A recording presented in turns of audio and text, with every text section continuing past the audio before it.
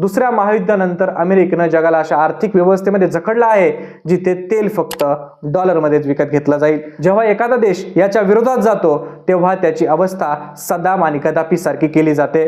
आज रशिया आणि चीन याला आव्हान देत आहे। इराणच्या बाबतीत देखील आता काय होईल? इराण, इराक किंवा लिबिया सारख्या कमकुवत देश हा इराण नाहीये। इराणकडे एक संघटित सेना आहे, तरी देखील अमेरिका जे करत आहे त्याला आर्थिक दहशतवाद आता म्हणता येईल। कडक निर्बंध लावून इराणच्या चलनाची किंमत इतकी कमी केली गेली आहे की तिथे लोक आता सरकारचा तिरस्कार करू लागलेत। अमेरिकेची नजर इराणच्या गॅस आणि तेल साठ्यावर आहे। खामोनी यांच्यानंतर नेतृत्व बदलताना तिथे गृहीत व्हावं असा अमेरिकेचा प्रयत्न आहे। आता इराणला ठरवायचंय की त्यांना बर्बाद व्हायचं आहे की नाही। इतिहास पुन्हा पुन्हा चेतावणी देतोय की बाह्य हस्तक्षेप देशामध्ये सुख शांती घेऊन येत नाहीत।